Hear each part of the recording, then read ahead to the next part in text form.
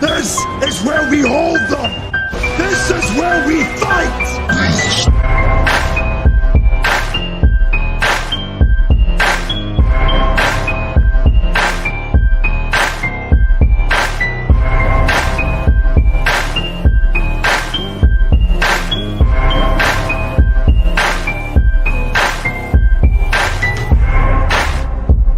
You are now listening to Sweep the Rack podcast featuring Brooklyn Rob and Big Mike.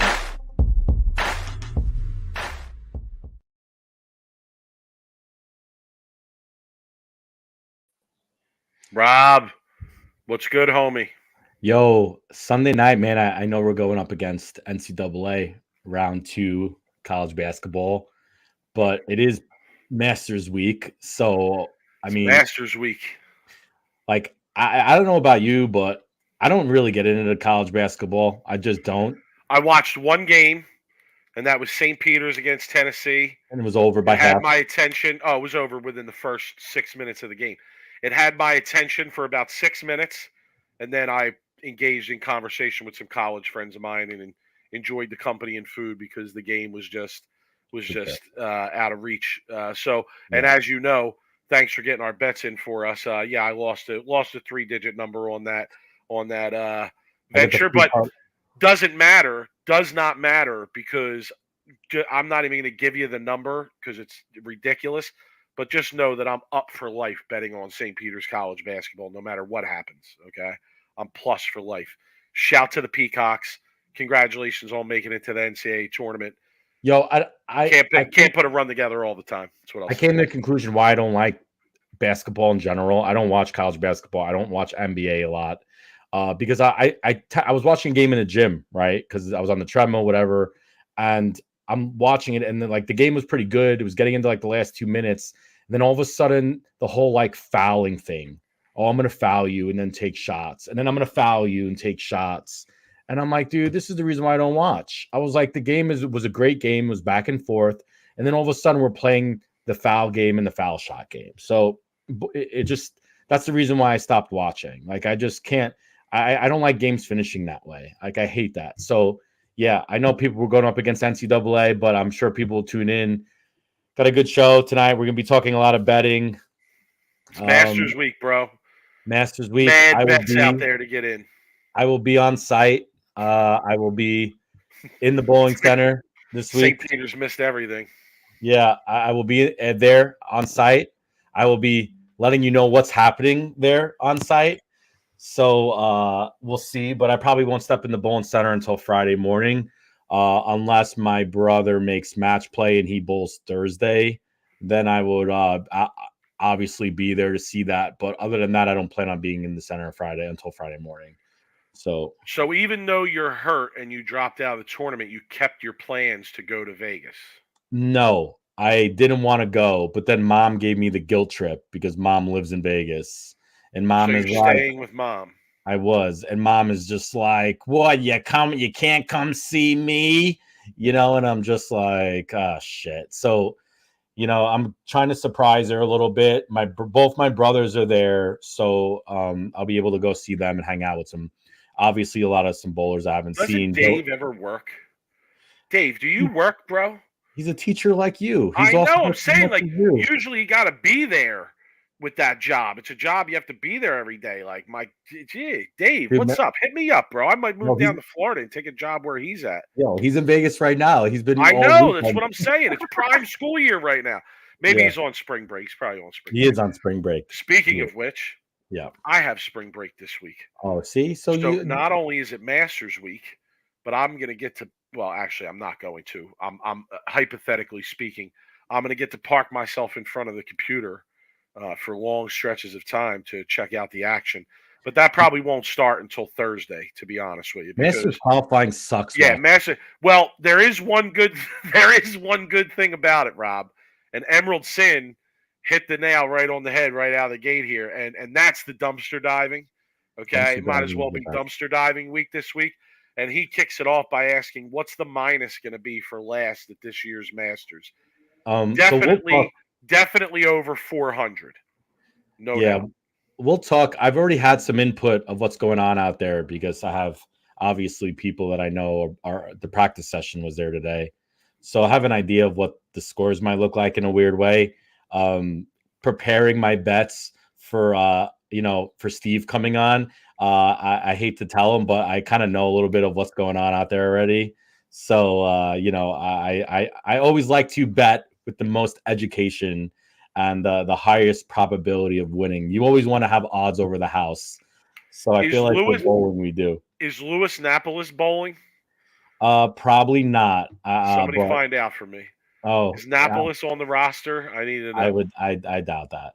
If he is, then I really might have to park myself in front of the computer for the whole week. Qualifying sucks though, unless you could follow your bowlers. Like it's tough, man. Plus, 663 guys make the cut, so I mean, really, there's not a lot of drama until Thursday starts, right? But yeah, I also feel like the betting action will pick up on Thursday too. All right, let's get into it a little bit here because we do have a guest who's coming on, and we don't want to keep him waiting too long. League review. I have two-piece league review that I'm going to go through quickly. We'll probably come back to it a little bit after we're done with our betting talk here.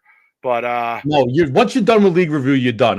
We're not coming back to league review. Well, no, you're doing your league review, and we're getting it out of the way, and then we're not coming back to it. All right, so I'll phrase it differently. There's an ancillary topic to league review that we're going to get to after, right? Okay. Is that fair to say? We just went over this 5 minutes ago, and now you're yelling at me. No, I'm yelling at you because I thought we were doing 2 league reviews, and I'm like, man, I can only handle 1 league review. Okay. I can't handle 2. All right, so I bowled Tuesday night.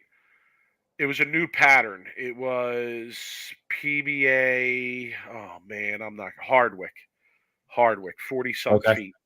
Okay. But I was able to use 38 feet. Sorry, okay. 38 feet. I used urethane. Purple for 2 games. Probably stuck with it way too long. Probably should only used it 1 game. Went like 2-teen.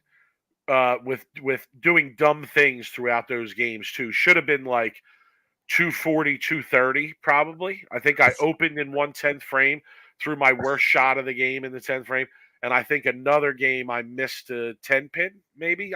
It was last Tuesday, so you have to forgive me. It was a while pretty much the same as every week. Same as every week, pretty much. No, not the same. Good, missed too many spares. The last game, I got on the same pair all 3 games. Okay. And the last game, I really didn't want to get on this pair because I knew my look with urethane was going away. But I also knew that the middle of the lane looked atrocious because one of the players who had bowled the first 2 games on this pair used a urethane ball down the middle of the lane, right? So I didn't want to be on this pair. I picked this pair again. Hold on, I decided to stick with urethane for the first 6 frames. Long story short, I shot 140. So I went 2-teen, 140. Too much transition, just couldn't get the ball back on the back of the lane. Yeah, I couldn't get it to hook, couldn't get the carry. And then I moved in and that didn't really look that good. I mean, it looked okay once I got my feet in the right spot, but yeah, it didn't look good to start. So yeah, it was a good pattern though, fun pattern. David says you should be bowling the Masters during spring break. Yo, my guy doesn't leave Jersey. Okay, he doesn't leave his own zip code to bowl. So I don't go out to the Masters. I leave my own zip code, but I certainly am not delusional enough to think that I should enter a tournament of that stature. But it's not being Delulu. You see, it's different. Like I entered. No, it's not. There wasn't any delusions that I thought I was gonna have this miracle magical run and win the tournament. Like I entered. I think for you go in like your brother. Oh, let's talk about Jeff because he's actually bowling. Jeff can make the cut in this tournament. Like he bowls regionals, he makes regional cuts. For sure. He can make the cut in this tournament. That is certainly within his expectation level. He could even win a match or 2 in this tournament. Now, after a couple rounds, I'd say Jeff is probably bowling above his head at that point, right? 100%. Which I think is fair. 100%. See, here's my thing. My expectations are nowhere near that, bro. Like, I'm nowhere near that level. I'm nowhere near the level that Jeff is. Like, I wouldn't expect to go to this tournament and be able to make the cut. And honestly, the way I feel about it is if you think you have no chance to make the cut, what are you even showing up for? It's true. You really 100%. Shouldn't be showing up. I mean, any tournament I show up to, if you bowl with me, know that I think I can make the cut at that tournament or cash at that 100%. Tournament. Look, and if I don't, I'm pissed at myself because I feel like I should. So to go and bowl something like the Masters, where for me to even finish in the top half of the field, I Yeah, would look at and say, "Hey, I probably bowled pretty good."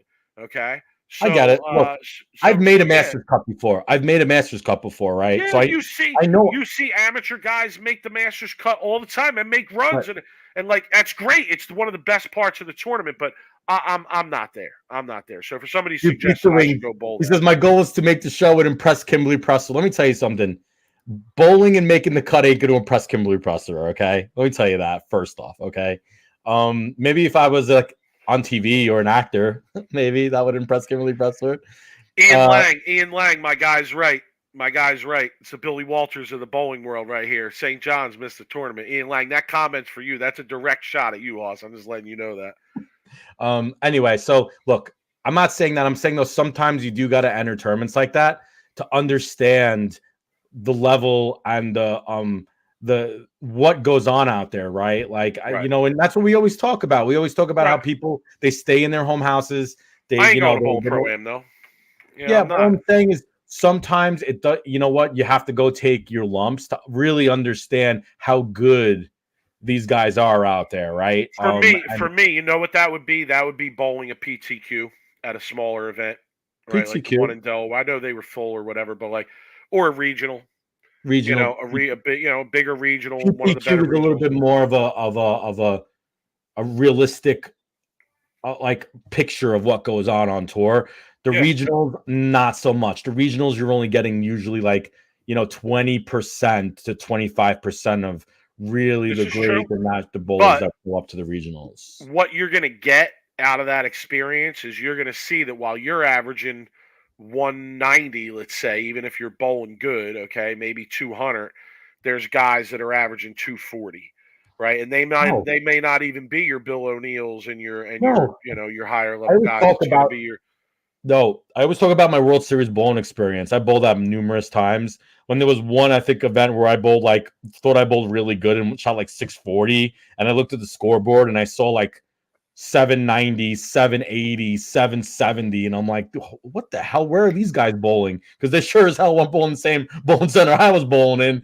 And then you start to realize how good they are until you do something like that. So, I look, dumpster diving is a fun part of it for us, but I will never give dumpster diving to somebody that I don't know or full-time amateur or someone who right, bowls part-time. I right. will give dumpster diving to someone who bowls True full-time professional, tour, a true true professional. professional who's out there full-time, does it for a living, and that's what dumpster diving really is. Nico says, if the Masters came to New Jersey again, I would enter. No, I would not. In fact, when the Masters was in New Jersey, I used to look at some of the guys in the field and say, come on, what the hell is this guy doing bowling? I mean, this guy has no clue what the hell's going on out there. What's he doing bowling? Like, he's Man, just out there just to say he bowled. And then he'd come back. And this is something we're going to get into later. Then he comes back and says, oh, if I would have used different balls, I just picked the wrong ball. Oh, the train. Bro, please. Please. That's all I'm going to say. All right. But okay. I did bowl a county tournament yesterday. 9 games. Oh yeah, I forgot. 9 games on the soft. Okay. Wait, can I guess? There were multiple 300s. Can I guess what you bowled? Okay. Yeah, but you're probably not going to guess, but go ahead. Oh, so that means you bowled bad then. Not necessarily. Okay, I'd say probably you averaged 215 for 9 games. Yeah, probably a little lower. Yeah, Okay. probably a little lower. About even, I would think. Okay. For the 9, yeah. I honestly, You I were don't. even? What? You were even? Yeah. Ooh, yeah, you about probably even. shouldn't bowl the Masters then. No. I mean, I left. Oh, here we go. In the 9 games, I think I left 5 or 6 shots that were less than 9. Oh, so you couldn't get your ball to match. I mean, I threw 6 different balls. One of Yeah, those. it was like 9 pin, 10 pin, 4 pin, 7 pin, like, and it's 9 games listen, of that. I mean, what? 9 games of that is like that's like a torture method. I mean, honest, the last game was like strike or no wait, yeah, I think I went It was all strikes and nines the last game, and I shot 214 or 216. And it Alex, was what's like up, man? strike, nine spare, strike. Cue the So clown for half the participation bowling this year. yeah, I I like mean, that. it's the truth. But yeah, so I had fun. I had a good time. Don't be a patch pirate, Mike. Enjoyed myself bowling, but yeah, certainly couldn't get anything going. I think I bowled one really bad game, and that was like 167 at one point. That was the second game of doubles. So you bowled 3 games singles on the fresh, then you switched pairs and bowled 3 games doubles on not fresh. Then you had an hour and a half break, and then you bowled team after a reoil.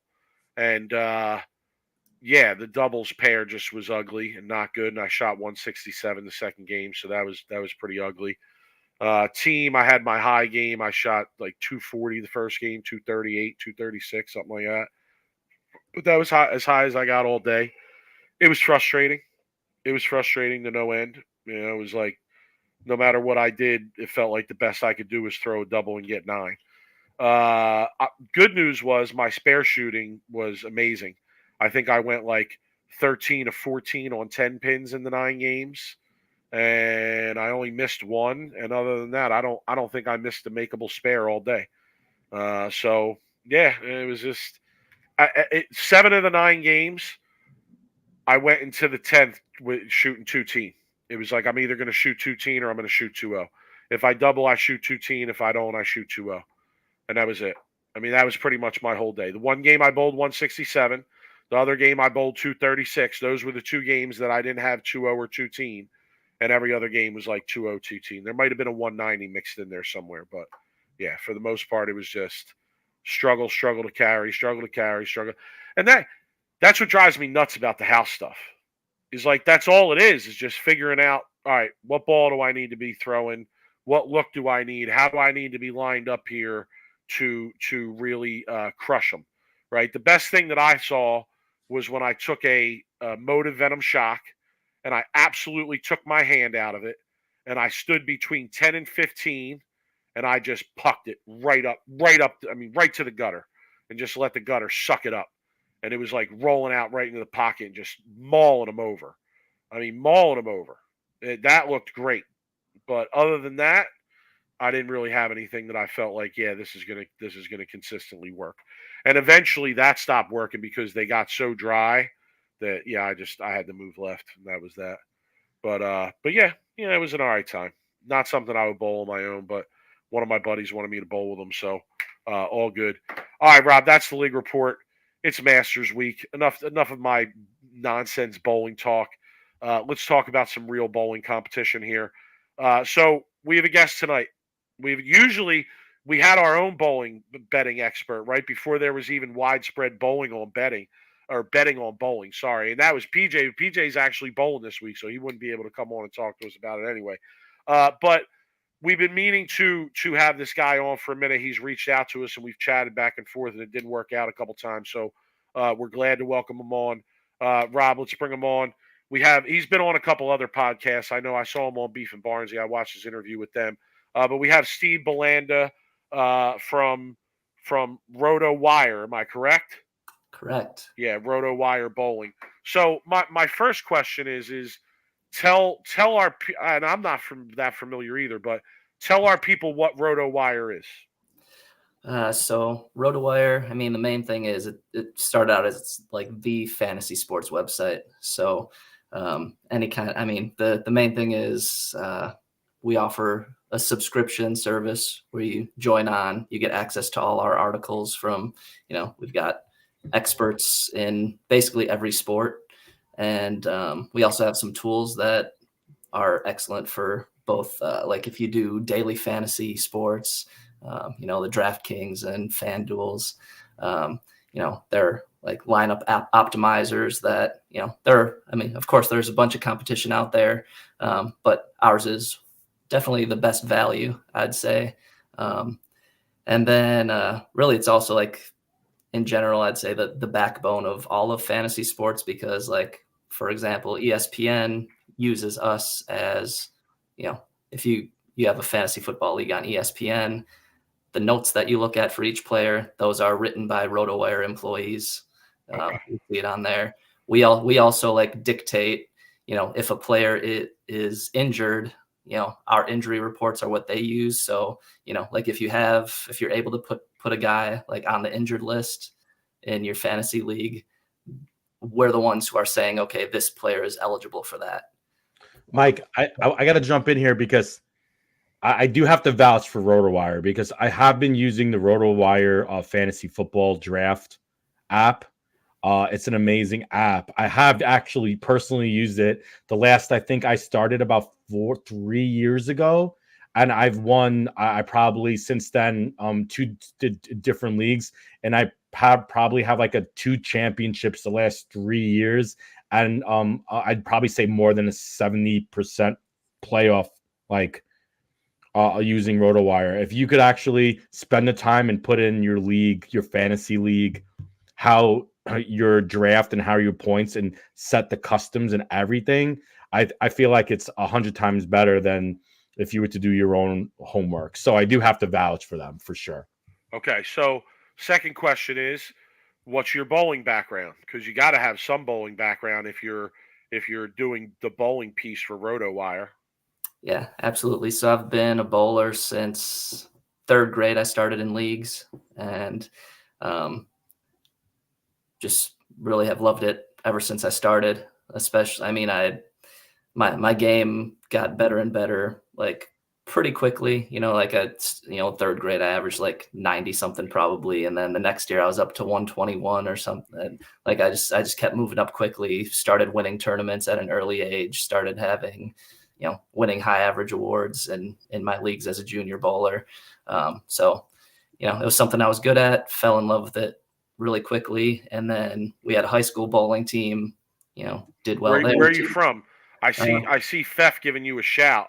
Is that because you were on his show, or are you guys from the same area? No, well, I'm in Wisconsin, so Okay. we're both Wisconsin guys. But Okay. but yeah, I was on his show, not this past week, but the week before. Okay. So if you want full bowling background, you get that. That's what Fef does. He's the Nardwuar of the bowling game. He gets deep info on people and brings it to the table. I love that. But all right, so go ahead. Bowled in high school. Did you bowl in college? Technically, I was. I went to the University of Wisconsin, where we have there's a club team. So I was on the team. It was like we would bowl on. We had league on Monday nights, which basically determined if you got to go and compete with the team on the weekends. Then I was always on the fringe, like just outside of going to the tournaments. So I think I only ended up actually competing in one tournament with them. Okay. And it was more so, a popularity contest at that point, because I was friends with all the good bowlers. But still bowl today? In there. Absolutely. Yeah. I was totally relating to your story as you were talking about, not being able to carry and, barely being plus in that tournament. Because it's been one of those kind of years in my house shot league where, the average is down a little bit this year compared to usual, but I typically carry like a 215 house shot average. Yeah. Okay. And you don't look like a patch pirate. I don't see any ball company logos on your shirt or anything. So no. I think you're good. You're good. You're good with me. All right. So you're RotoWire's bowling guy then? I am. All right. So does that make you like the preeminent bowling better in the world? Because I claim to be the preeminent bowling better in the world. So we might, there might be some friction here. Like, I'm self-proclaimed. Yeah, me too. Me too. I'm just sticking my flag in the ground. No one gives me this title. I'm just taking it. Listen, we follow each other on Twitter, so you've seen some of the bets that I put out there. Those parlays, when you guys hit those parlays, the last tournament or the one before, like that was beyond anything that I've hit all season. So no doubt. I love the matchup parlays. I can't wait for this week. So all right. We brought you on, and I'm sure we'll have you back at some point whenever a big event comes up that we have some betting opportunities.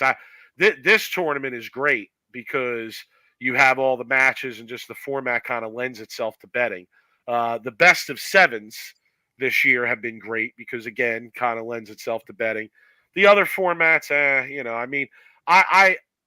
as Bet Rivers gives us more options of things to bet on, I enjoy it more. Like I feel like when it started out, it was mostly futures that I was betting, and now I find myself betting less and less futures and betting more of the parlaying guys who are going to win a certain block, or the group bets that they do, or the match play portion, saving my bankroll for the match play portion.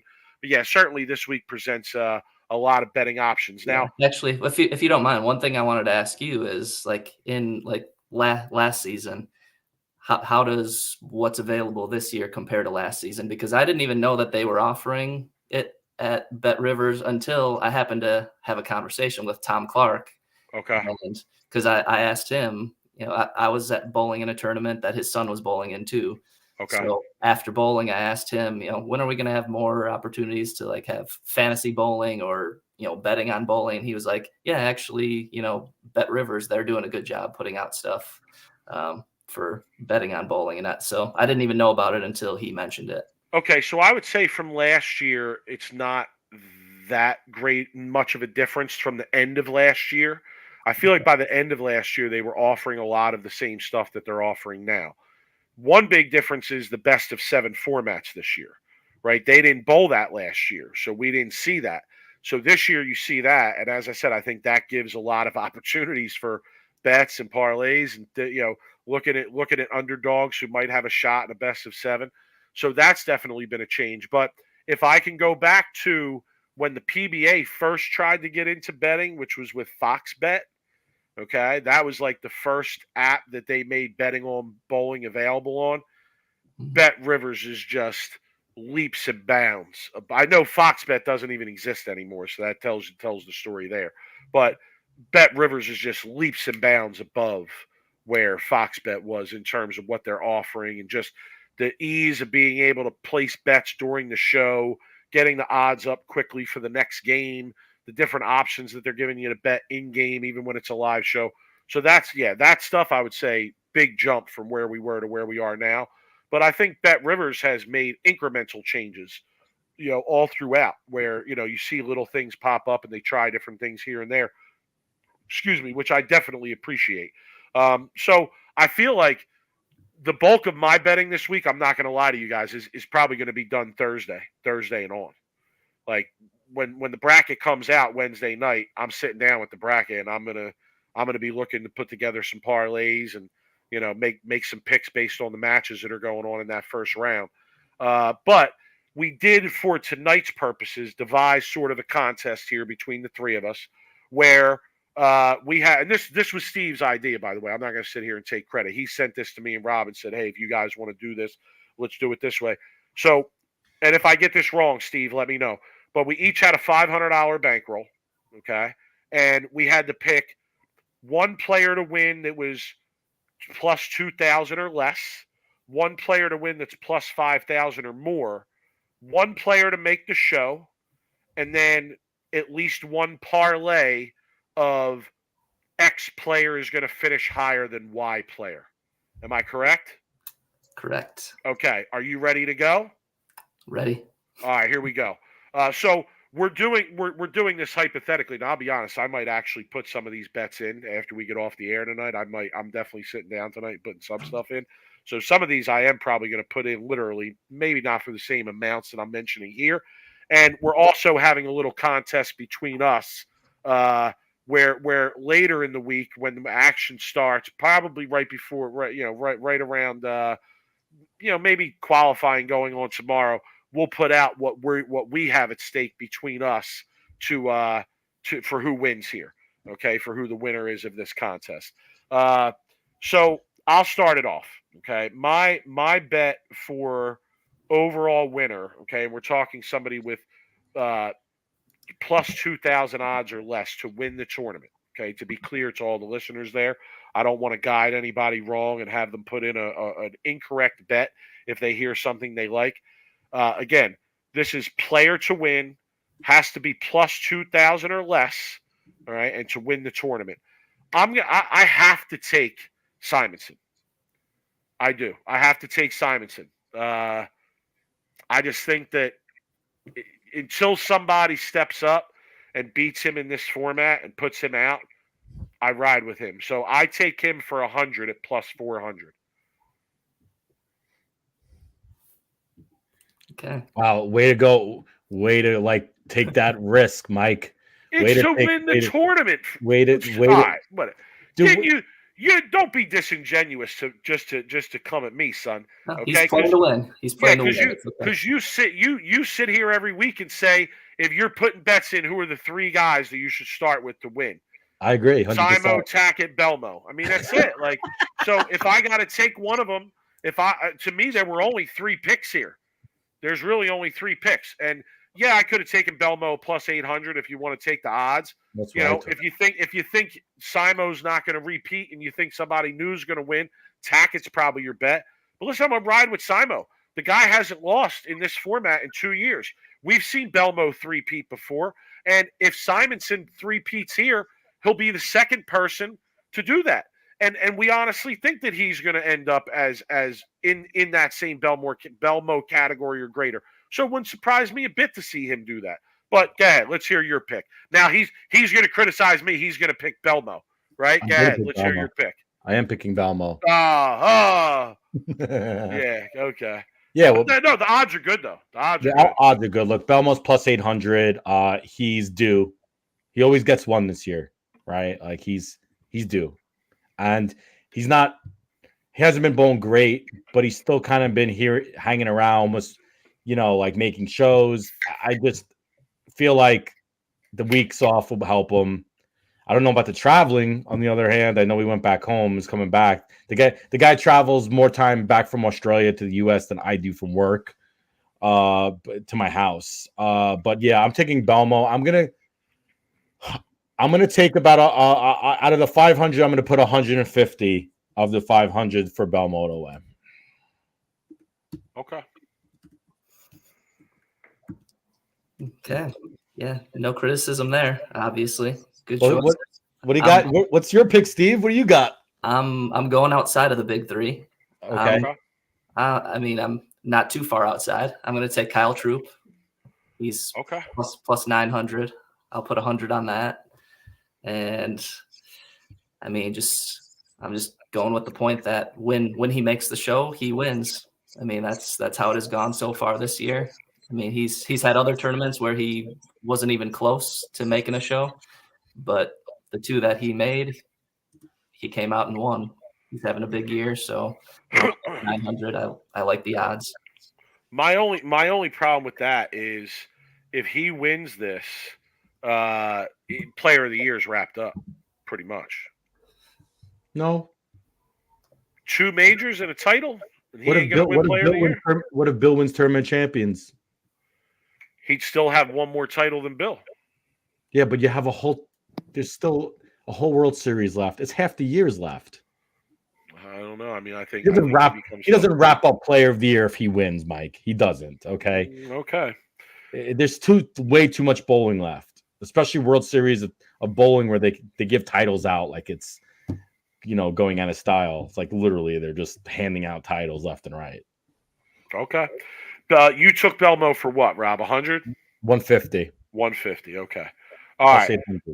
My second bet. This is somebody plus 5,000 or better. To me, honestly, there's only one bet that can really have a great possibility of paying off here with the guy winning, and to me, that's Boog Kroll. So that's who I took here. How much? I'll take him for $25. That was the minimum bet.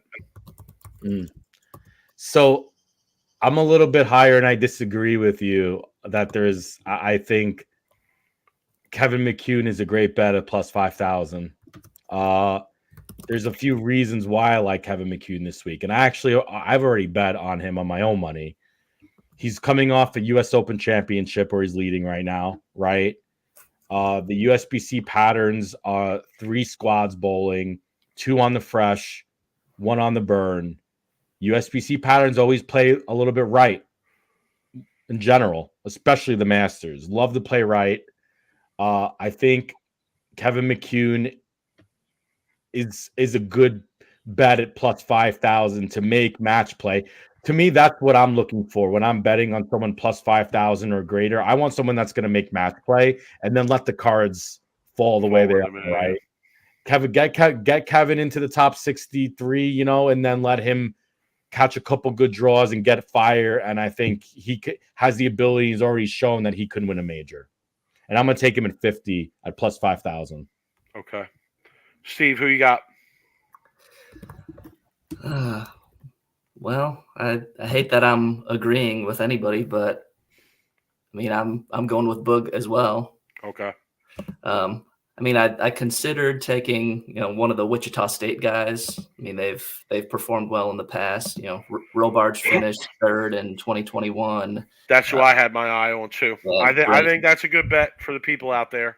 Spencer Robarge is a good bet at those odds. That's somebody that I might have a little sprinkle on in real life here as well. He's already made this show, like you said. But yeah, go ahead.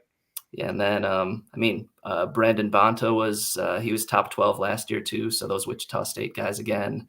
Of course, Ryan Barnes has that potential too. But yeah, I ended up I couldn't pass up on Boog being 50-1. I mean, he's been so good this year.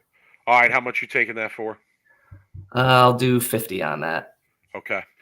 All right, next bet was one player to make the show. Okay, one player to make the show. There's only one bet here.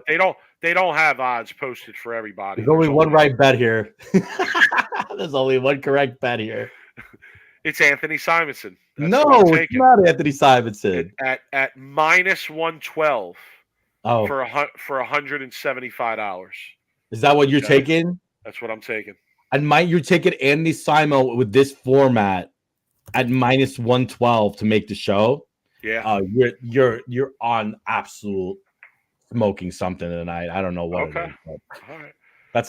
The guy hasn't lost in this format in 2 tournaments. I don't care. I'm about? not taking anybody at minus 112 with this format. Okay. This format is brutal, and it's luck of the draw to a certain extent. I'm not taking anyone at minus 112. If he was like plus 300 or 400, I could understand it, but not minus 112. All right, go ahead. Who do you got? I mean, there's only one correct answer here. The guy who's made the last 5 straight television shows. Anthony EJ Tackett is the bet here. What are his odds to make ladder?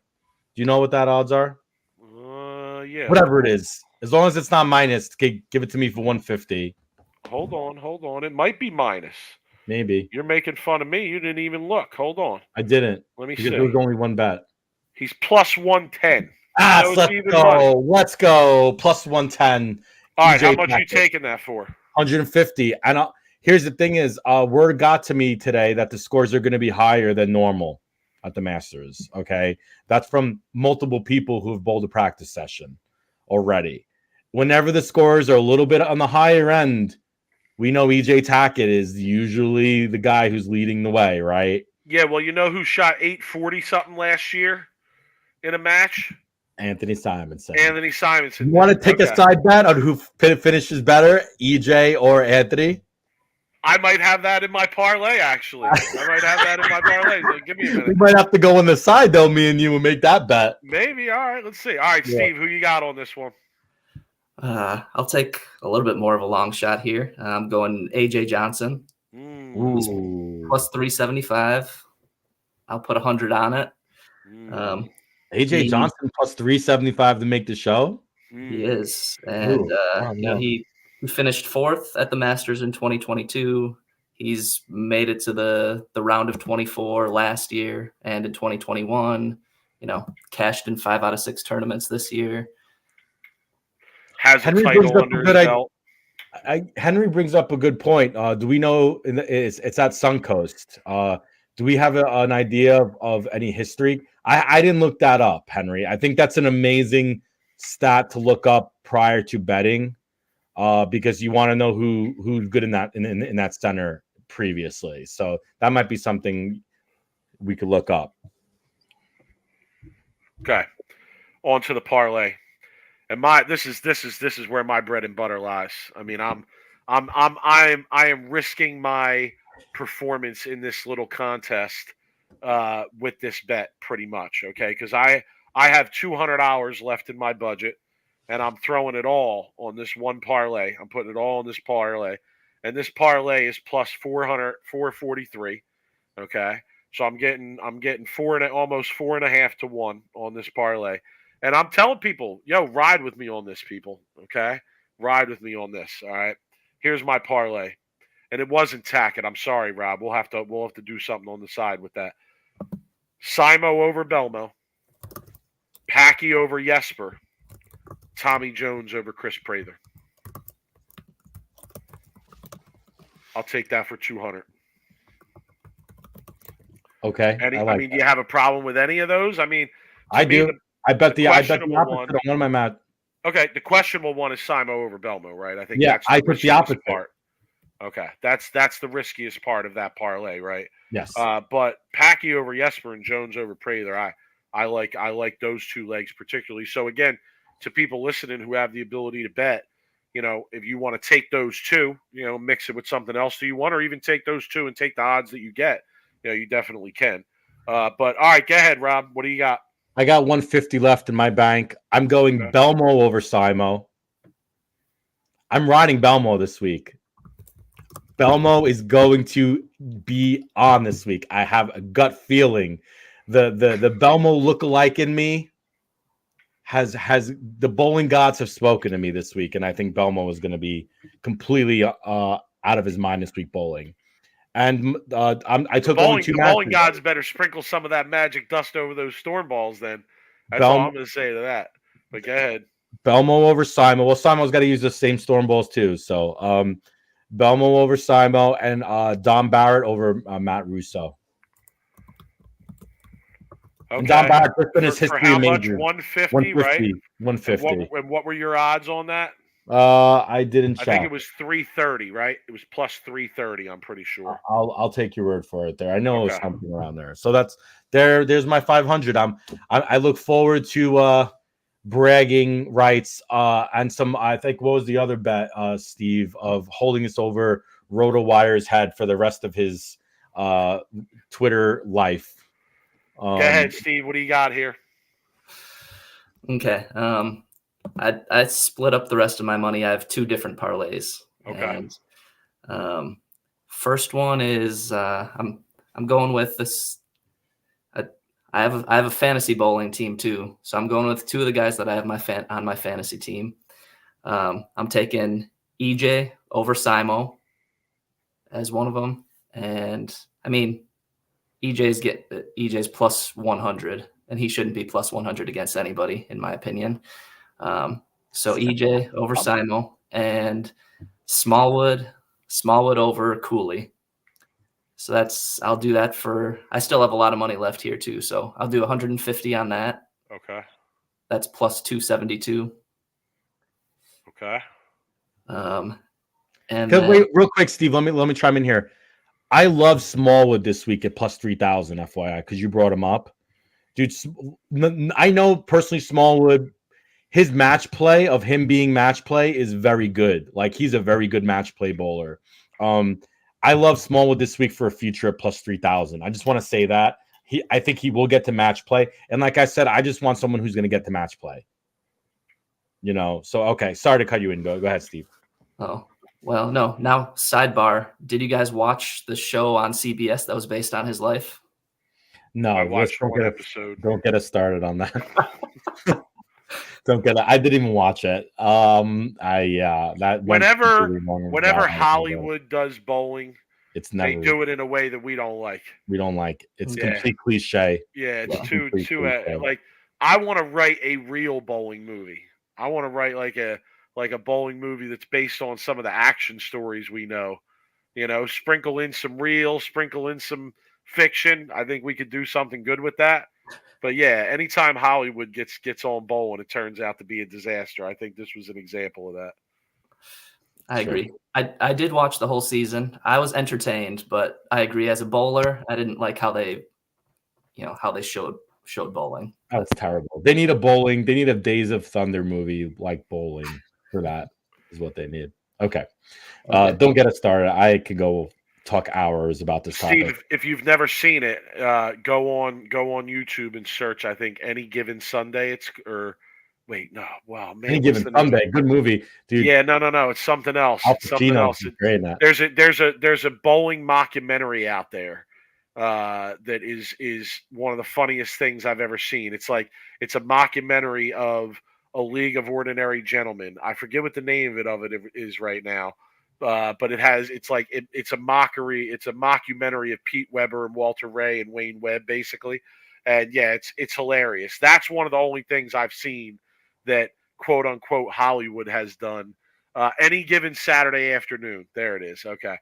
Dude, our fans are on it, man. Search that on YouTube. Oh my Mike God, Wormy, dude. that's hilarious. Our people are on it in the chat, dude. You can't make a mistake. Ask a question about bowling, dude. They know it. And even that was like a parody of an actual bowling thing that was done. If you're not familiar, there was a bowling documentary done back in the day called The League of Ordinary Gentlemen that documented like the change when the new owners bought the PBA and tried to do some different things with it.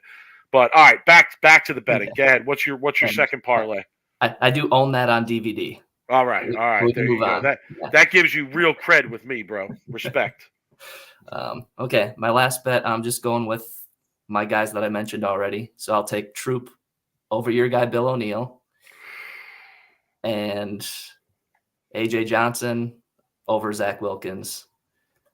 With my last $100, that's plus 231. Okay.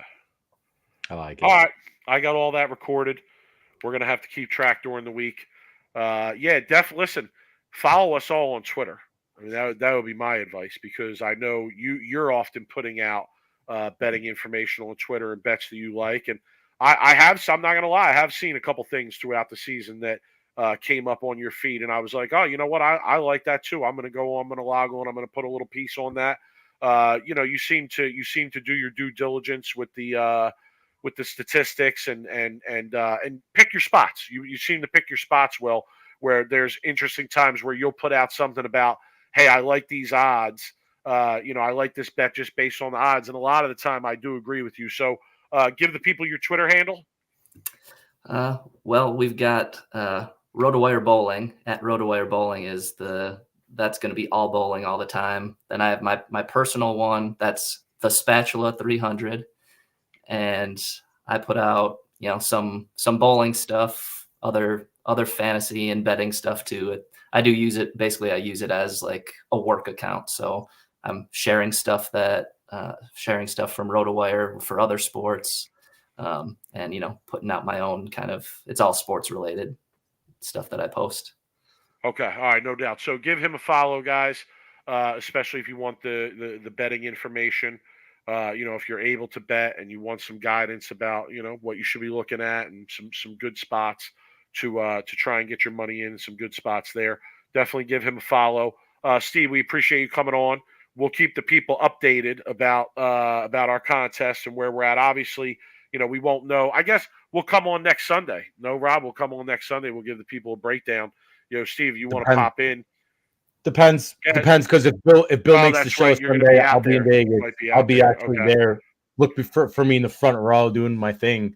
But if not, I will be here. So okay. So either way, Steve, we'll reach out. Maybe you can pop in for a few minutes and wrap it up with us, and we'll chop it up and see how things ended up. But definitely give him a follow on social media. Give us a follow on social media if you're not already, because once Thursday rolls around, the whole slate changes, right? I mean, we have these future bets that hypothetically we would put in. And like I said, I'm sure all of us might be sprinkling on some of these things before the tournament starts tomorrow. But with that said, once Thursday hits, the slate kind of changes, and we're going to be looking at different stuff for matches and good odds on people that might have a shot to win. And that's where some of the inside information starts rolling in about who's bowling good and who's bowling bad and whatnot. So definitely keep an eye on us throughout the week for that betting information as well. Steve, anything you want to plug or put out there for the people? Yeah, if you want to check out RotoWire, like I said, it is a subscription site. So, I mean, there's some stuff, some of the articles are free, some of the tools are free. Other stuff is behind a paywall. If you want to get behind the paywall, you just go to rotowire.com/bowl. So BOWL, and that'll get you to a page where you can register and get a free trial. It's just a 2-day free trial. But we don't even ask for a credit card or anything. So it's an actual free trial. We're not going to charge you anything. So yeah, go rotowire.com/bowl. Check it out. Yeah, like Rob said, lots of good stuff there. Check out all the tools. We'll send you an email to specify what you need to check out. Dude, shouts to RotoWire and their fantasy draft software. If you don't have it on your, get an app and you've been losing your fantasy football leagues, quick download, it's great. And I'm telling you, man, I've won multiple championships using it. Yeah, what Rob is revealing here to the people that he plays fantasy football with when they listen to this is that he's been cheating them. That's what he's revealing. So 100%. After they hear this, they're probably going to throw him out of the league for using that. But dude, hey, they could download it too. It ain't stopping them. If you ain't cheating, you ain't trying, right, Rob? It ain't cheating. That's more of me. Work smarter, not harder. Okay. Yeah, baseball season is about to start, so we got the baseball draft kit app is out there. Only for Apple users. Sorry, Android folks, we don't have an app out there yet, but hopefully next year. But if you have an iPhone, we got that. Okay, all right, no doubt. So you guys can go and check that out. We appreciate it, Steve.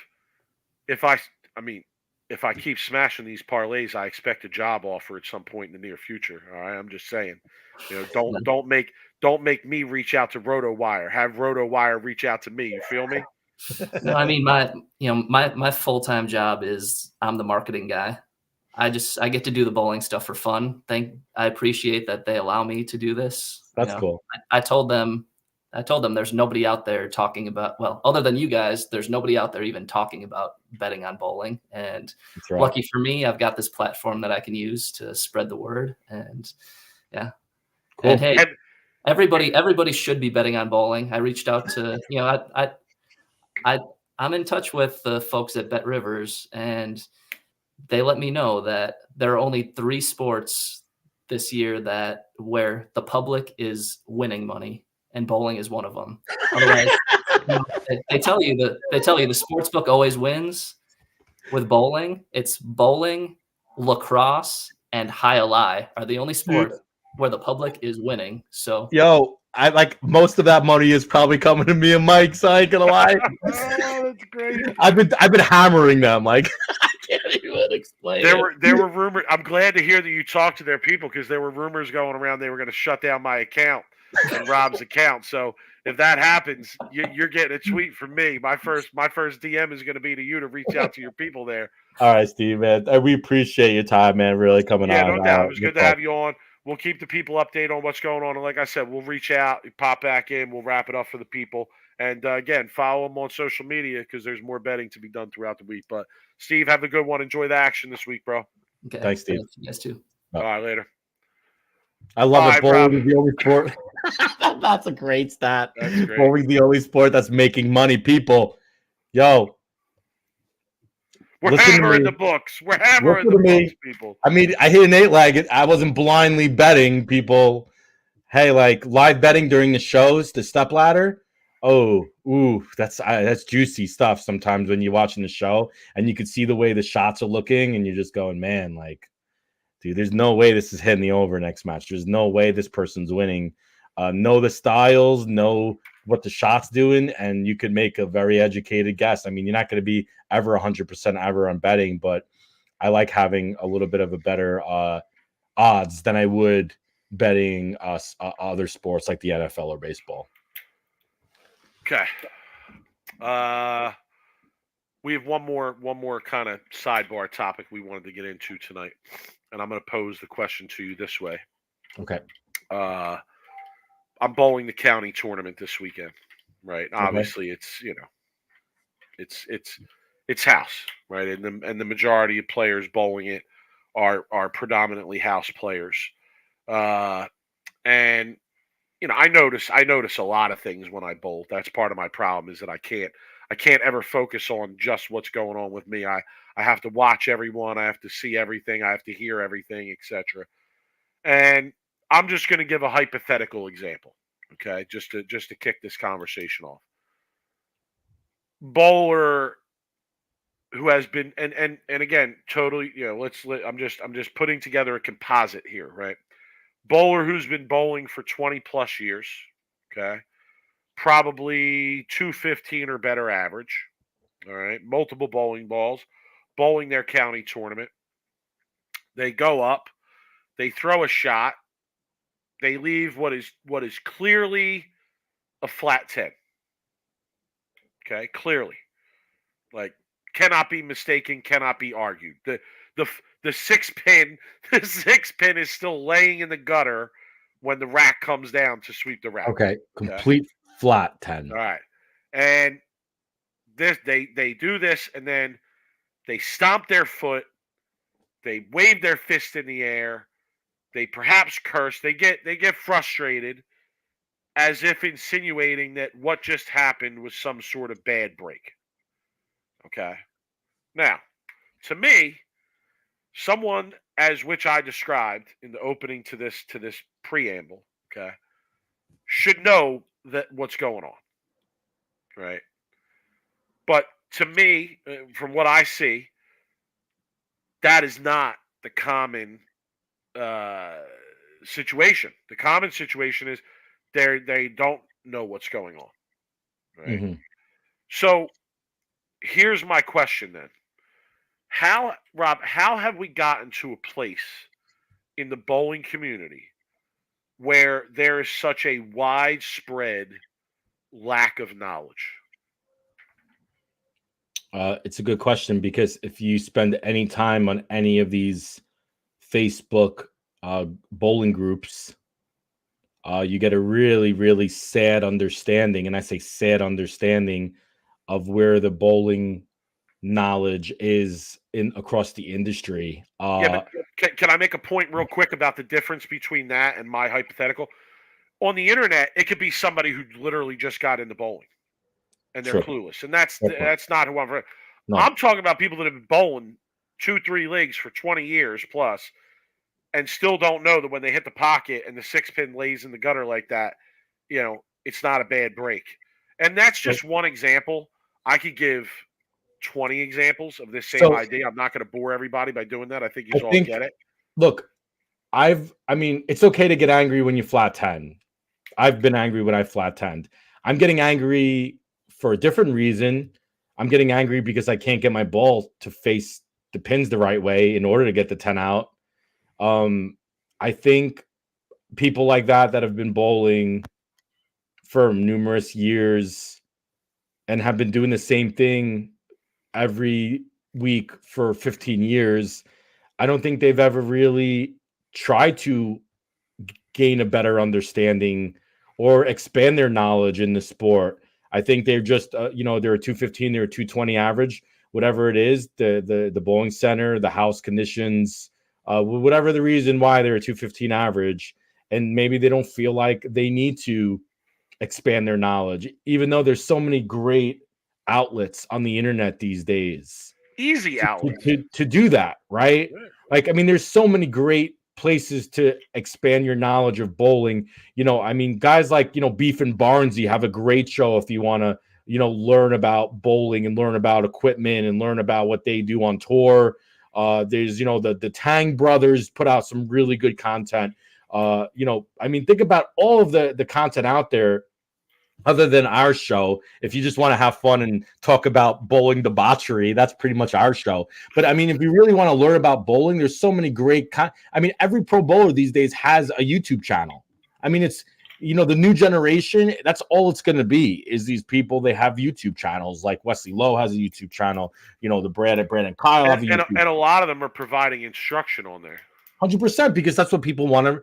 That's what a lot of people want to. But the overall question to that, when you have people who've been bowling for years and years and still don't understand a lot of what's going on, for me, it's just more of like, well, I'm already 220 average, Mike. I don't need to learn anymore. I'm already great. I'm already part of the local Hall of Fame. I'm already this. I'm already, have won all kinds of city tournaments. Okay. So I'm a house legend in my own mind. I don't need to learn. Let me comment on that, right? I was going to say in response to you, is it the fact that, all right, they might leave flat 10s, all these times, but there's those other times, handful of times, few times, whatever you want to call it, right, where they have a high level of success and they shoot 300 or they shoot 800 or they win the county tournament or whatever it may be, right? And then they kind of look at that as, oh, well, that was the time things went my way, right? And this is not the rest of the times it didn't go my way. And that's kind of what they boil it down to, right? Rather than, no, I need to get better. I need to improve so that I can perform at that optimal level more often, more frequently on a more regular basis. Is that really it? Is that really the explanation, that everybody gets to whack them every once in a while?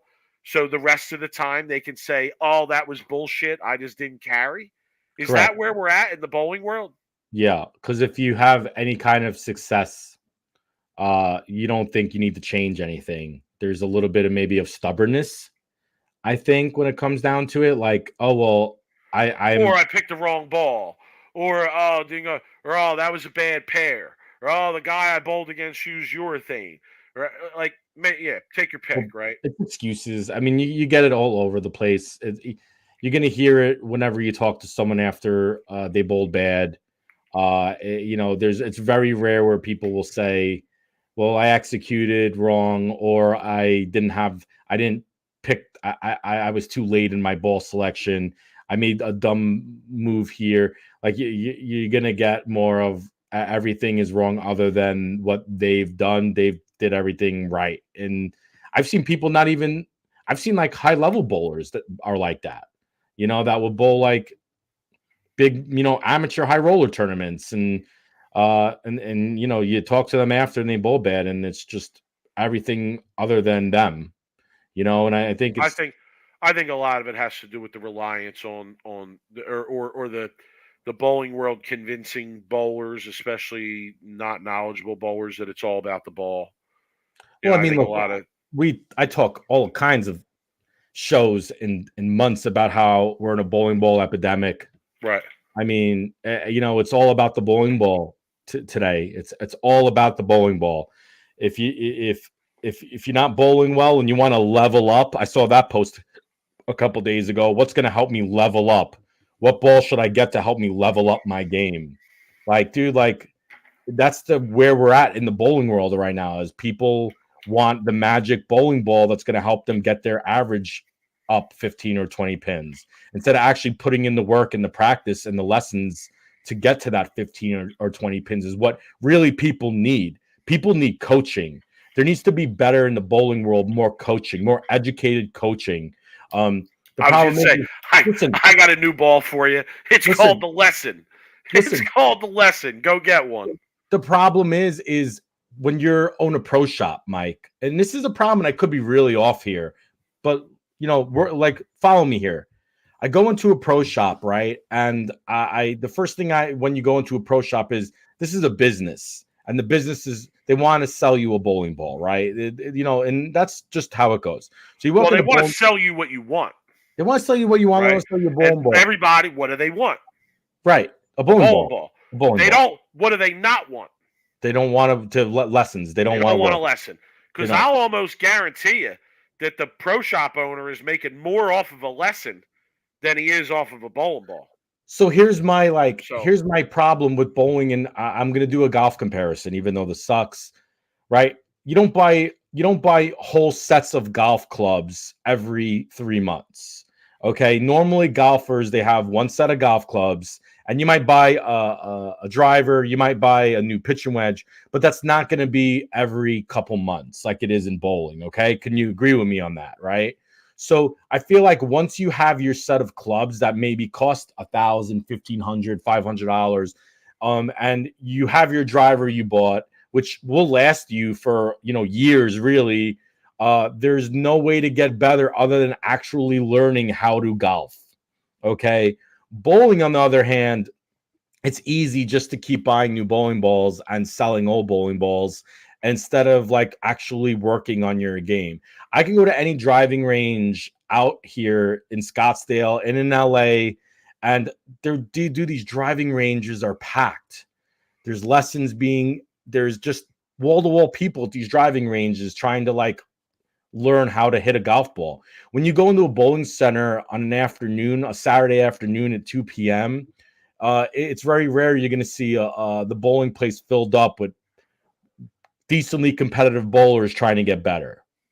Right. You know, the pro shop, the problem with the pro shop in bowling these days, in my opinion, is they need to be, trying to educate and give lessons first and then trying to sell the bowling ball second. And I know that's hard to say because these are in the business. Right. I'm going to use Barry Asher at Fallon, right? You've heard me talk about that a lot. He runs a clinic every Saturday for 2 hours. He goes around and gives everybody a quick 10 to 15-minute lesson. I know Andy Neiman now in San Diego is doing that. I saw him. He's an old friend of mine. He owns a pro shop. He's now doing clinics in his bowling center on Saturday where people come in. He might put out a hard shot. He's working with the bowlers. That generates ball sales, Mike. Getting people into the bowling center and teaching them how to get better generates bowling ball sales. You get them in the bowling center. They see themselves getting better. They want to drill balls. It goes hand in hand. Getting better in bowling physically, learning how to create shots will ultimately give you more bowling sales. Bowling ball pro shop operators need to drill ball and turn a lane on and then help the bowler after you drill the ball for them for 10 minutes. They need to do more of that. Yeah, it's funny, and I don't know if you'll agree with me in this or not, but it speaks to the point about the pro shops and some of the issues there. But like, Rob, when we were growing up, tell me, am I wrong that it was like a regular thing to see the owner of the pro shop like walking around the lanes, talking to people, helping people out, giving people advice, practicing themselves, out there bowling, talking to other bowlers, right? Yes. It's a thing of the past. I think there's still guys that do it. I don't think. But I don't think it's anywhere near as widespread as it once was. I mean, the guys who own the pro shops at the centers that I bowled at, and I'm not just talking the main centers. I'm talking other centers that I used to bowl. They were there all the time, bowling, practicing themselves, bowling the bigger leagues, out on the lanes with the bowlers. Question to you, Mike. Have you seen pro shops in your area? Because I haven't seen my area. I know there's some coaches in my area that I could go and I could get work with, guys like Brett Wolf and Josh Blanchard. I would love for a pro shop one day to do like some kind of sale or special. Buy a high performance ball, get a free half-hour lesson for every purchase of high performance ball. I think you need more than 1.5 hour lesson. Problem is, though, if you're selling 15 high performance balls a month or a week, now you're giving 15 30-minute lessons, right? So the time is probably not. But I like to see something in that nature where you don't have to give a 30-minute lesson. Turn the lane on after they drill the ball from you. Go out with them for 10 minutes. See how they're throwing the ball. Give them some pointers. Fix the ball. Get the fit right. It's customer service on top of it, right? Like every pro shop should be doing that. And then work with the people to see, hey, look, a good bowling coach or even any really high competitive bowler can look at somebody bowl for a few minutes and give them immediately 2 pointers of what they're doing wrong. Yeah, right? like how many pro, again, like the pro shop guys that I grew up with, they used to practice themselves. So like a lot of the better bowlers would come and practice with them. And then some of the other bowlers around them would get better just from bowling around them and getting pointers here and there. And again, I don't really feel like you see that much anymore, right? So to your end, yeah, I know, I saw that. Henry's watching Sweep the Rack on his big screen, and his wife walks in the room and says, "It's too loud. Get a life." No doubt. I kind of agree with her. I say all the time, I can't believe anybody listens to our nonsense. But so Rob, to your point there, pro shop operator, right? 1 day a week. Here's an hour of time, 2 hours of time. When the lanes are dead, right? When there's not a lot going on, but when people can make it. You buy a new ball, you get 3 weeks free. Show up 3 weeks. Then you got a whole group of 10 people. You're coaching them all at once. It's much easier to do that than individual lessons with every person. You could coach a whole group at a time. I want to read some of these posts here. M2 Visuals, the owner of the center runs the pro shop locally for me. They still give out free games to bowl with a new ball, and he actively tries to help customers. It's a great pro shop. Stay with a pro shop like that. Casey Custer, my pro shop operator gives lessons. We'll do pap finding sessions and be one-on-one. He's with 7 brands and doesn't push them down your throat. He matches you with what you're looking for. There are some good pro shop operators. Carlos, hey, if anybody knows about running pro shops, Carlos does. YouTube is a big problem. A lot of bad info out there. I mean, yeah, there's a lot of misinformation though in general across all social media, right? Bowling, I can't imagine the other sports about all the misinformation out there. You have to watch and listen to the content that is coming from reputable like content out there, right? Like if you want to get bowling advice and learn bowling ball equipment, like you're gonna listen to Beef and Barnesy, Mike. I mean, these are two of the highest level of that's pros high out level. there. That's high level. Like basic, like right. The knowledge level I'm talking about is just basic, beginner, right? Beginner lesson stuff, right? And I feel like, look, like you just gotta like find the local people in your area that can give like good lessons that are good. The problem that it scares me is that there's so many self-proclaimed experts out there giving bad lessons and bad advice. I saw a guy, I'm not going to say his name, who I know for a fact is a really terrible bowler, Mike. This guy is absolutely awful. And he's out there like offering lessons. Like this guy is terrible. He couldn't pay me. And he's like, I'm giving lessons. And people out there are like asking questions like, oh, how much is a lesson? And I'm like, oh my God, like this guy's terrible. This guy why is this guy giving lessons?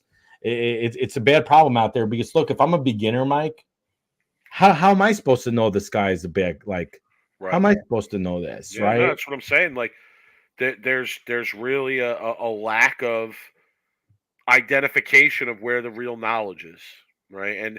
And the people who have that real knowledge, I think need in the bowling community, and this will be my final point on this, but I think they really need to make more of an effort to get the knowledge out there, right? We really need to start working hard, and I know it's tough to not come off as confrontational or like trying to tell somebody that they're wrong, but if you can find a way to do it in a more approachable way, we definitely have to try and get the knowledge out there because the lack of knowledge is just it's off the charts in the bowling community right now. And I think if there was more knowledge, it would only lead to good things. It would lead to people wanting to, get better, learn more, grow more as bowlers, perhaps compete on something more challenging if their knowledge gets to a certain level. But Tarzan, that'll be my piece. Tarzan speedruns. I've worked on my physical game for years and found the most success with the past year. That's not a strange coincidence, right? Nowadays, I talk to my PSO about finding gaps in the arsenal and ball motion in longer, flatter patterns. I mean, I agree. You want to use your pro shop operator for advice on ball motion, what the balls do. That's what these guys are doing for a living, right? They understand the new releases. They throw a lot of them. They know what's going on. A lot of those pro shop operators, though, too, are very good coaches and will give lessons if people ask. I don't think people ask enough. I don't think that's something that a lot of people know, is that their pro shop operator is usually pretty good giving lessons. If they're reputable pro shop operator, some might not give lessons, others will. I mean, it's just, you could Google right now anywhere you live and probably find a reputable bowling coach to give lessons within probably an hour to 2 hour radius of where you live. I feel more bad for the people living in a little bit more of the remote areas that don't have like big cities accessible to them, because usually it's harder to get reputable, reliable pro shop operators in some of the like remote like areas or outside areas of the city. So it's a good topic though, because I do think there is a huge lack of information and coaching and knowledge in the sport. I think it's like that with probably a lot of other sports too, but mostly bowling though. I do see it a lot. True. All right, Rob, let's give the people what they want. Yes, sir.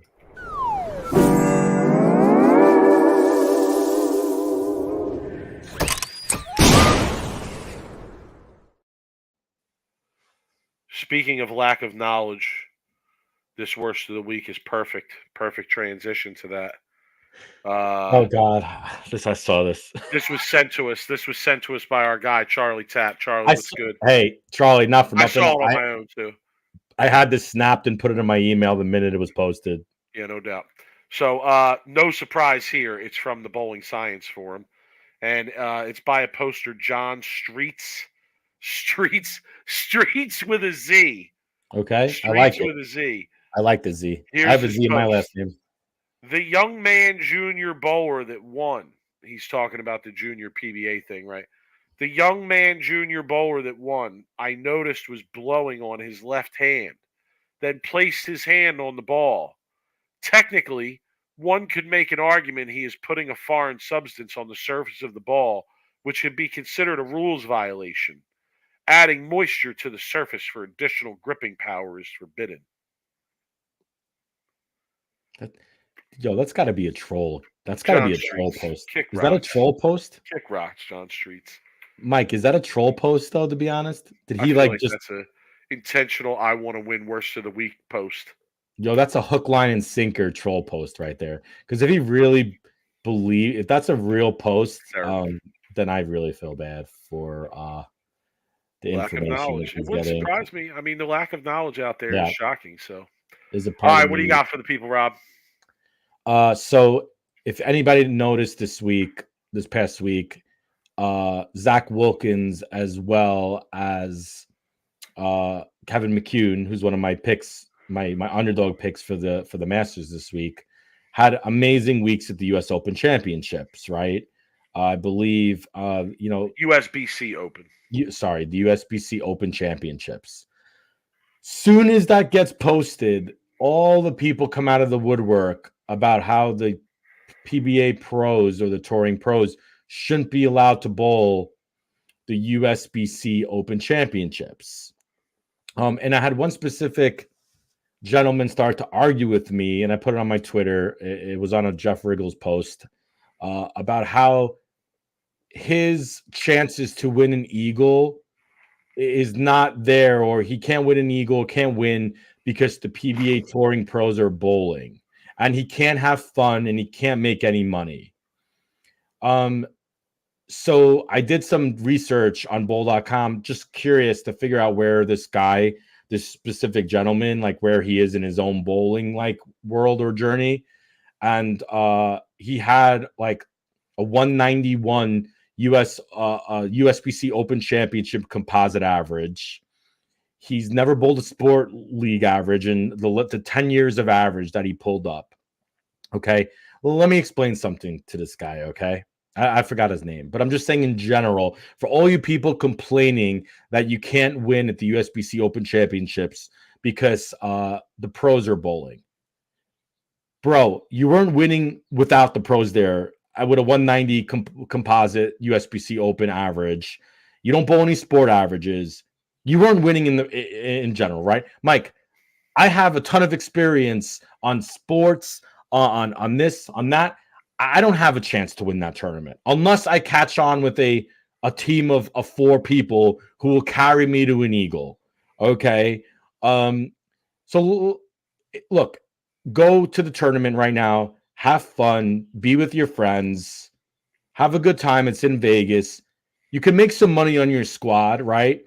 Now, yeah, if you get on a squad with some of these pros and they're pumping in all the brackets, which a lot of them I know kind of don't, but yeah, you might lose a little bit of money, right? But it happens. Every year when you bowl that tournament, Mike, I bowled that tournament for years and years. You're going to catch your years when you're bowling on a squad with a powerhouse team. It happens, right? You just got to take those lumps with the years when you don't have the teams that you're bowling against that are like bad teams. All I'm saying is these people are so concerned about the pros bowling USBC Open Championships, and they don't have any chance to win regardless. They're just bitching about it. And I don't understand why. Like, let them bowl. Who cares? It ain't going to affect you. It ain't going to affect your money. It ain't going to affect you having a good time. Just do what you need to do. Go there, have a good time. Don't worry about it. No doubt. Like Ken says, yeah, it's not fair that they practice and I don't. I know exactly. These guys, they practice, they bowl for a living. If you want to beat them, then bowl and practice as much as they do, and bowl as much as they do, and then you could beat them. But don't bowl once a week and then complain that you can't beat them. You know, I've been on previous record though, Mike, real quick to keep this rant going. I've been on previous records where I feel like there's certain times when the pros shouldn't be allowed to bowl against amateurs, Mike. I've been on record saying that, and I still believe that, right? But Tournament, this is not one of them. not one of them. The tournament like the Tat, right? There's a reason why the Tat is so popular. Okay. It's because you know you go in there and you're not bowling against these guys. If you're really that concerned with bowling against the national pros, then bowl the Tat twice a year, right? And you have a really good chance to make money. But don't spend the money and the travel and the entries and all this to go out to the USBC Open Championships and already feel like you don't have a chance because you're bowling against the pros. Save your money. Don't bowl. Go to the Tat when you feel like you might have a better chance to win. Pick and choose your spots.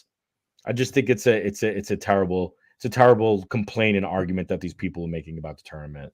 And it is called the Open for a reason, Carl. Like, I don't know. That's my Rob, rant. My verse let's wrap it up.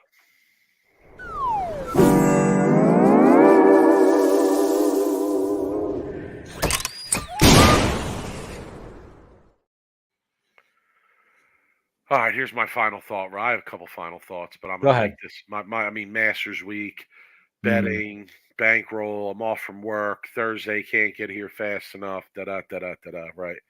But here's the main thing I want to talk about. My final thoughts. I'm a little amped up about this right now. Well, we might have to bring this back up on a future episode. I didn't even say anything about this to you. I'm being told that my sport pot bowling thing, despite the fact that we've been getting good numbers, like last week, I think we had 23 guys show up, and we have a limited amount of lanes. I think we're working with like 8 lanes right now. Right. So when we have 22 or 23 show up, most lanes have 3 on them. Right. I'm being told through the grapevine that, and I don't know, the person who's telling me this is saying that it has to do with a corporate issue, that we're not going to be welcome back next year to the place that we're currently at. Why? Because our format only bowls with 2 people on a lane, and that's not enough. That Bolero wants leagues with more than 2 people on a lane. And since we only have 2 on a lane, they're going to take those lanes and they're going to use them for 2. Now here's a great irony. They're going to use them to expand a league that bowls next to us, and it's called Idiot's Delight. Okay, the name of the league is Idiot's Delight. All right, so the Sport League is going to be shutting down, and the Idiot's Delight League is going to be gaining teams and gaining lanes, taking over our lanes. The Idiot's Delight. I mean, I hope the irony isn't lost on all of you there. Carl Ong, obviously a smart guy who's read some literature in his day, he sees the irony, but I hope it's not lost on all of you there. Okay, and I'm really disappointed to hear this. I think it's total crap. I think that it's just another instance of Bolero showing that they don't really care about competitive bowling. They really only care about the bottom line. And I'll say that this center that we're in, it's not even like it's a great place to be. The machines break, things rarely ever work. They'll be doing remodeling work with no notice whatsoever. So it's not like it's the greatest experience that we're having either. But yeah, it's just disappointing that I've been working to build this thing up, and we're getting into decent numbers, and now they're going to come to us and say, "Oh, your numbers are nowhere near where we need them, so you can't have the lanes anymore." So just giving people, just letting people know from the inside how it goes, and how things work here. So, Sorry to hear that. You have to figure out what to do next. Well, the only other center we could go to that's local. I mean, I could look at moving it somewhere else, right? That's a distance from where we're at now. But the problem is then you kind of have to rebuild the group of people that are showing up. because the guys that are showing up now, a lot of them, they're not going to drive 35 minutes to go somewhere else, right? They're going to want to. They come because it's close to them because it's in their area.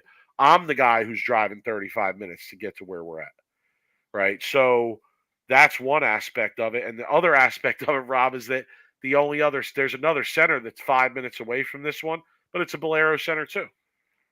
Now, I think that reason is nonsense because I know other Bolero centers that have doubles leagues.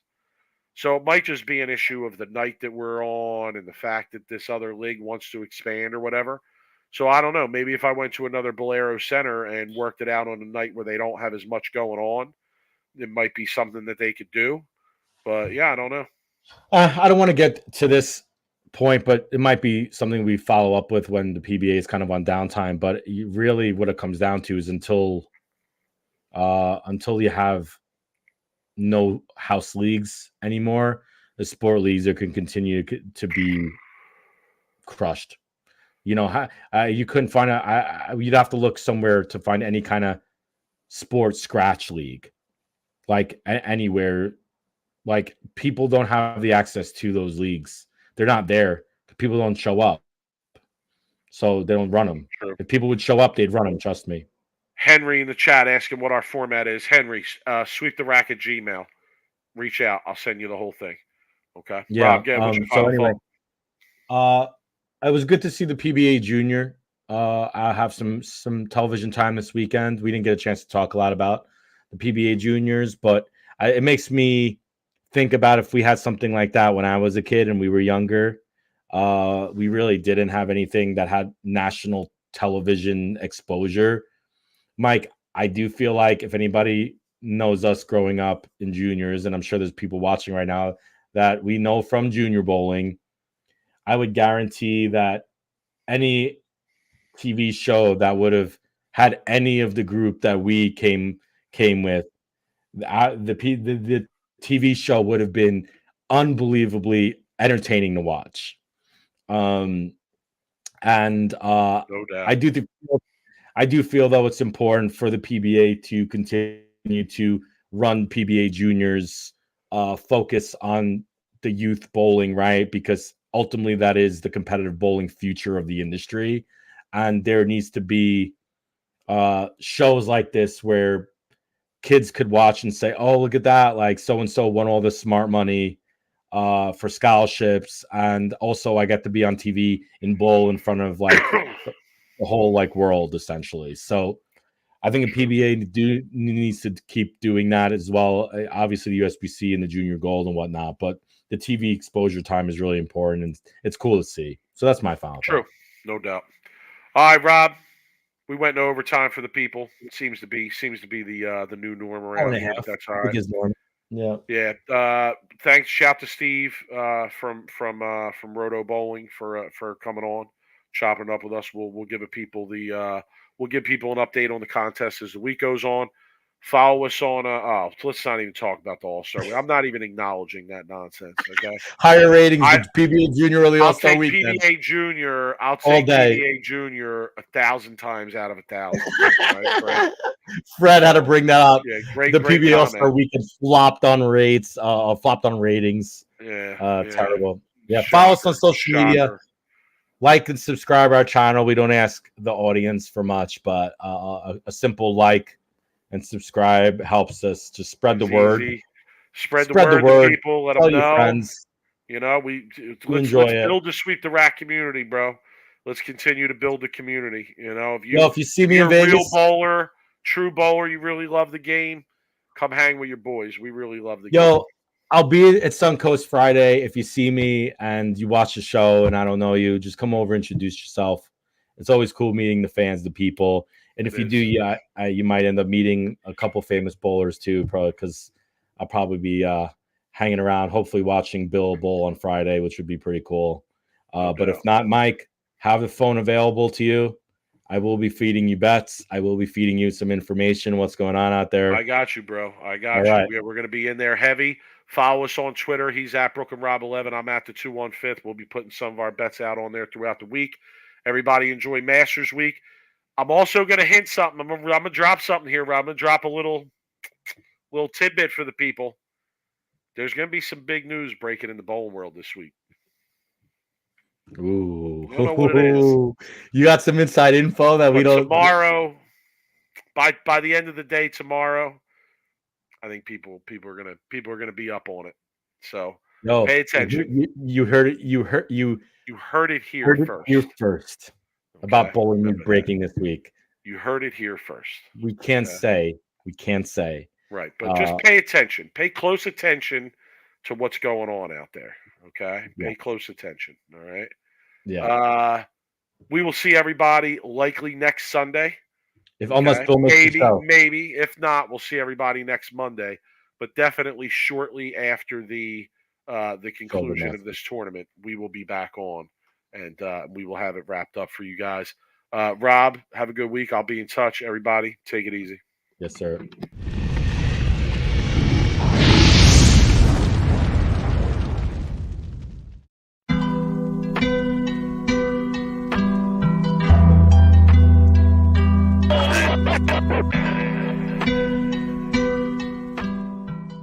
You are now listening to Sweep the Rack podcast featuring Brooklyn Rob and Big Mike.